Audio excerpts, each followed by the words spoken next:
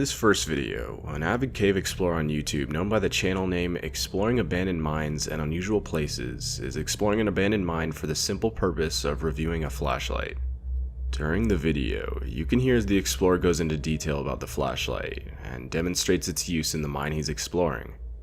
However, while talking to the camera about both the mine and the flashlight he's reviewing, the explorer hears what he first thinks to be wind blowing through the mine. Though many believe the audio sounds like a very disturbing whispering or talking sound. Okay, this is a review and demonstration of the ThruNite TN12 handheld flashlight that you see here. Okay, that's the portal to the Waldeck mine. I'm inside. The wind has kind of died down a little bit and it's not raining, so I managed to stay dry. Of course, I'm inside this little alcove kind of, but anyway, you come down this little incline path and then big boulders here you have to climb over, and then the tunnel's right behind me this way. So let's check it out. Let's get in here. And like I said, this light has 5 levels.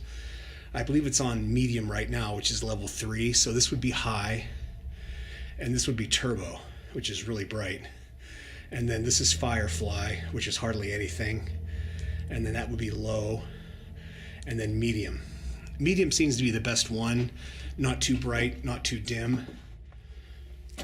And then you can see how big these timbers are. That's about almost a foot in diameter, the big cross timber. So they had to put big ones in here to hold up all of this rock. And you can see right here where some of these boards are bending.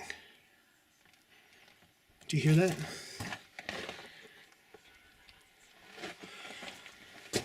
Sounds like, what is that, wind? I don't know if you can hear that on the camera.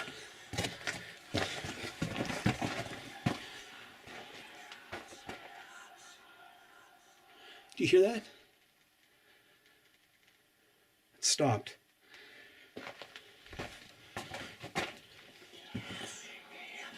Wow.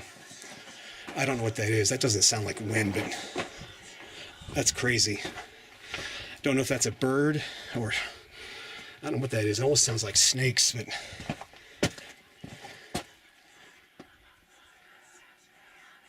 wow. I've heard some weird stuff in mines, but that is definitely creepy. I don't know what that is. So let's get out of here and head back out to the portal. That was weird. These next 2 videos come from the same exploring YouTube channel shown earlier. This time, however, the explorer visits an abandoned, supposedly haunted mine in Nevada known as Horton Mine. The first time he visits, he claims to feel negative energy coming from the mine, and what he witnesses goes to support his claim. However, with the popularity of the first visit, the YouTuber decides to visit the abandoned mine a second time, this time hearing something very disturbing. Here are both of those visits to the mine. Okay, here's a lower adit at the Victorine mine. I believe this was an older mine that once they dug the upper tunnels, this got incorporated into the same claim or whatever. Okay, we can go in here and just take a quick look. I don't think I'm going to explore this particular mine. There's a little bit too much water in here, and I know this mine is really old, but yeah, water in a mine. I do see other footprints here in the mud. But I just don't think it's wise to go in here when there's water. Try to avoid this if I can. Yeah, this looks pretty sketchy. I'll go a few feet further in and check it out, but I think I'm going to pass on this one. This is one of the creepiest mine tunnels I've ever been in, just because of how dilapidated it is and all these chains hanging down from the overhead, and there's a shot looking down the tunnel. Here's a shot looking back towards the entrance. I'm a little bit further in, and looking down the tunnel here.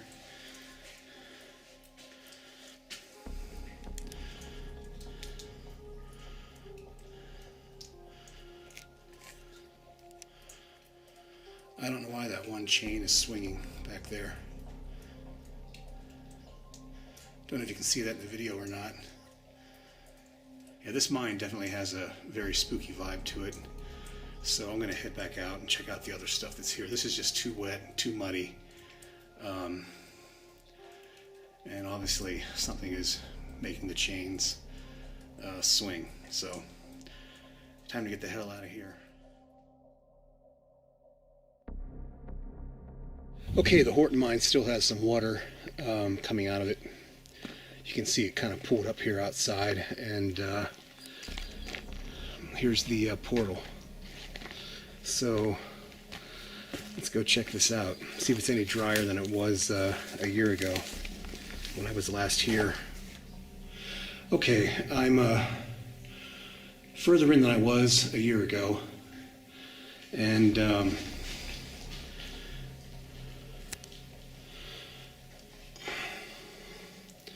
that's how far I've come. Okay, here's a final parting shot of the end of the Horton Tunnel. And there's the ore pass with all the cascading water. And what the fuck is that?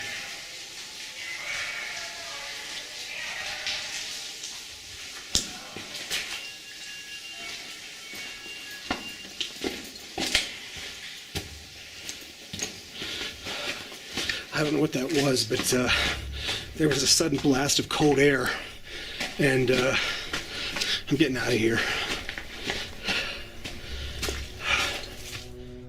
A man named Clem Schultz and his wife lived in Fairdale, Illinois during one of the most destructive tornadoes in the history of Fairdale. During the storm, Clem took a video from the top floor of his house as he saw the giant tornado get closer.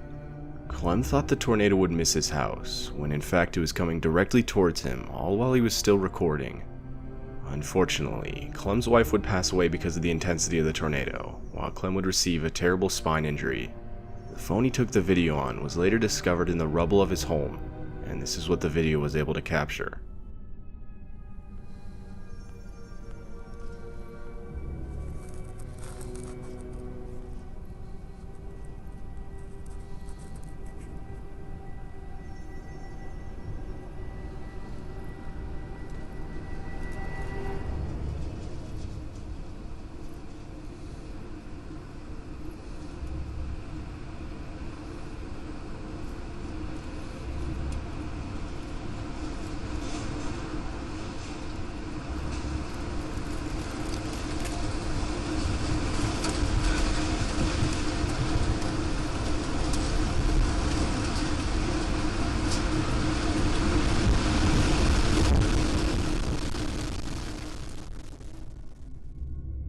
This next video shows a man exploring the Paris catacombs, which is a place very well known for causing people to get lost.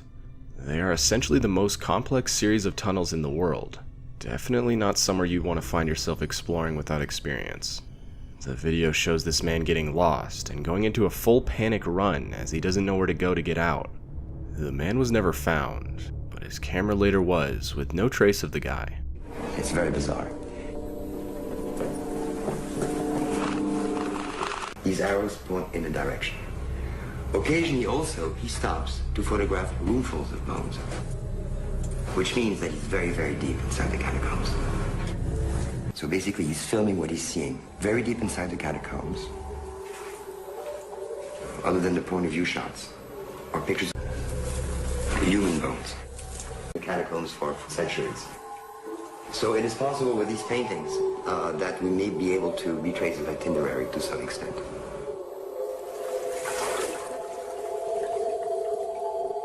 After about 4, we hear his breathing get louder and louder, as though something was scaring him. He's frightened, he's frightened.